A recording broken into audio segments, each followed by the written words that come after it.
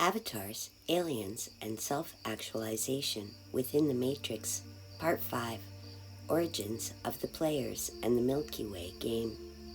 A wisdom teaching from the Intergalactic Alliance of Light Beings, with Canadian psychic medium Tracey Milne. Greetings, friends. Today we will focus on finding answers to the questions about the origins of the Milky Way Game platform and its players. I hope you find this information as enlightening as I have. Let's pick up where we left off in Part 4. Question: what happened that changed the natural progression of the original classroom design? During the expansion of consciousness of the original Avatar players to experience the Milky Way platform, a small group of representatives began to believe certain ideas that shifted the way the positively charged and negatively charged creation particles available within the hologram began to behave, interact, and interfere with each other. To return balance to the fields, a course correction thought pattern was placed in the conscious awareness of each of the contaminated players by their higher self in order to remove the shadows of negatively charged creation particles from the conscious creation potentials.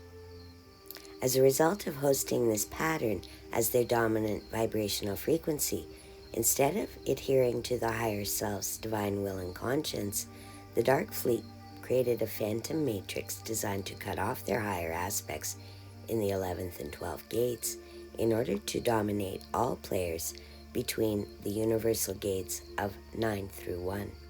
Question: how old is the Milky Way game and where did it begin? As we stated in our first message, this universe was established 950 billion years ago in your time. Many billions of years ago, several founder races from this universal system and beyond came together at the houses of Lyra. These houses protect the promise of ascension for all living things traveling in this universal time matrix or university by ensuring the players will eventually be able to return to their original oversoul or higher self frequency and their real spiritual home at the end of their spiritual consciousness evolution cycle. Question: who were the first players in the Milky Way? The first players were the children from the three founder races, the Emerald Ray Monad, the Gold Ray Monad, and the Amethyst Ray Monad were the first conscious souls to be seated in the fourth harmonic universe, which you exist in as incarnate avatars.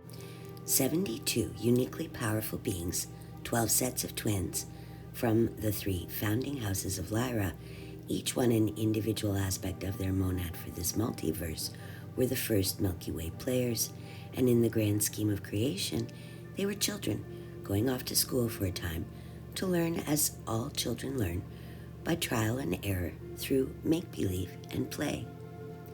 The children of the Emerald Ray Monad created the avatars to seed what became known as the Anuhazi feline Elohim races to spread throughout the 12th Stargate Aramantena and the Lyra star system.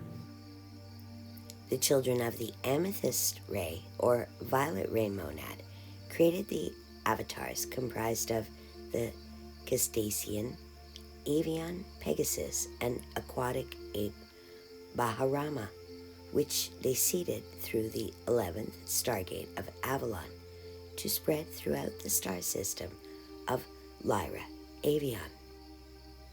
The children of the Golden Ray Monad created the avatars to seed the beings known as the Blue Avian Bird People, who incarnated into the Lyra Vega system through the 10th Universal Stargate of Vega. This race then created the Draco Reptilian, Omicron Reptilian, and others as a part of their experiment in conscious creation and expansion into the shadows. These children had many advanced soul genetics that held the history of their monad soul family experiences, which were utilized, swapped, and traded during the structuring of the avatars that would be placed into the game. Through the infusion of their soul DNA, new avatars were created for returning players and new players wishing to come in and join the experience. Each of the 72 possessed their own personalities, attributes, talents, and abilities, strengths and weaknesses, questions and curiosities. Some were sweet and full of love, some were feisty, some fiery, some shy, all full of a desire to know everything, some lacking patience to put into practice whatever wisdom they had acquired. All players were a unique expression of Source, and all were equally beloved as such. Question: was the whole Milky Way game started on all Stargate levels at once? No, the first 3 Stargates of 12, 11, and 10 were seeded first, with other seedings happening progressively as life began to expand and other planets became available for exploration. The 12 main universal stargates open to star systems where a number of planets able to host evolving life came into creation. Earth is one of the younger planets, therefore not the first to produce a humanoid species that could house a higher dimensional consciousness. As each new star system and evolving life-supporting planet became available for inhabitants, a new line of blended avatars were created to come into life within the hologram experience through the birth of their avatar on the home planet chosen to start their journey.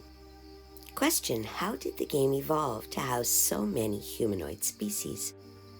Within each Stargate is a planetary neighborhood, much like yours, with some planets that can host consciousness through evolving physical species, and some that can only host consciousness in gas or mineral form.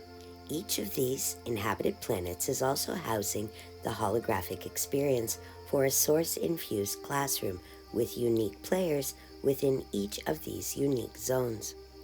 Question: what other stargates and planetary systems developed humanoids? Within the game platform, there are 12 universal gates leading to galactic gates, 12 galactic gates, each connected to a star system with planets hosting evolution, and 12 planetary gates connected to the planets within the Milky Way system. Earth is special because you have access to all 12 planetary gates, all 12 galactic gates, and all 12 universal gates, the keys to which exist within your starseed soul DNA, 12 through 36 strands. Question: what was the benefit of playing in the different areas? Playing in the 1st through 3rd density allows us to experience life in physical form and in a field of physical matter. These allow players to move within that density level. This includes the universal gates of the Orion Theta in 1, Inner Earth Epsilon Eridani in 2, and Earth Alpha Centauri in 3, with the galactic gates for Mercury, Venus, and Earth, as well as the lower 3 Earth planetary zones. Playing in the 4th to the 6th allows us to work on our soul lessons at a mental, emotional, causal, auric, and etheric level of consciousness. These allow players to move within that density level, including the universal gates for the Central Sun, Tara, Gaia, and Pleiades, Sirius B, and Omega Centauri, with the galactic gates for Mars, Maldek, and Jupiter, as well as the planetary Earth gates 4 through 6. Playing in the 7th through 9th allows our oversoul to learn through processing the results of what it feels like to act, believe, behave in certain ways at certain times or within certain realities, while staying out of judgment of self and others. These allow players to move within that density level, including the universal stargates for Arcturus, Orion, and Andromeda, and the galactic gates of Saturn, Uranus, and Neptune, as well as planet Earth gates 7 through 9.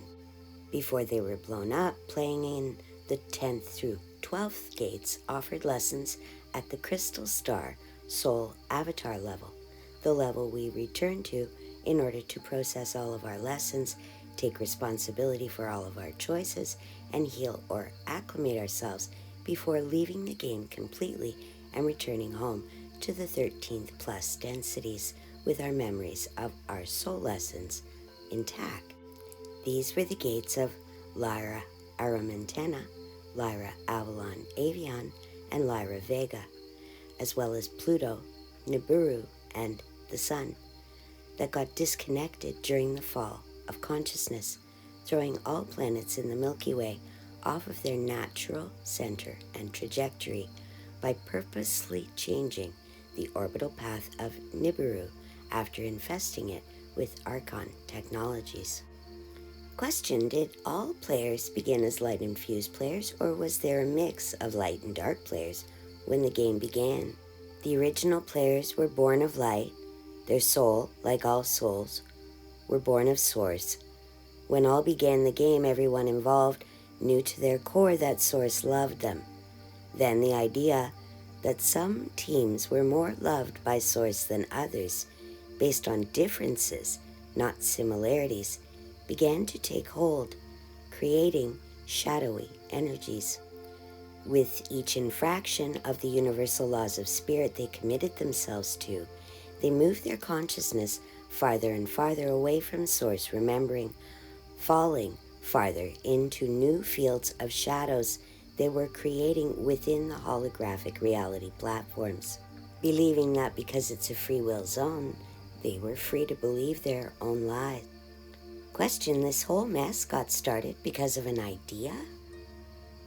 Yes, after all, this is a classroom for consciousness to expand its understanding of itself better. So yes, just this one dark seed idea that somehow Source loved some of their creation more than others was what began the contamination that convoluted the frequencies of a small group of players in the 10th gate and cast a shadow of mistrust, competition, and judgment into the emotional fields of the game. This energy output eventually rippled out into the fields of creation as a developing belief pattern. These new wonky patterns created new holographic fields of possibilities to explore. And so the game of what happens if I break all the rules was created by this small group, and a new portion of the program was manifested into creation within the game itself. Question: why was this belief pattern allowed to continue? Were there any elders who could have stopped this trouble? To discover the answer to that question and many more, be sure to check out Avatars, Aliens, and Self Actualization Within the Matrix, Part 6, The Recovery Mission. Until next time, thanks for watching. This message has been brought to you by WhatComesNextForYou.com, Galactic Guidance, and so much more. Private consultations available upon request. What comes next for you? What's in your future?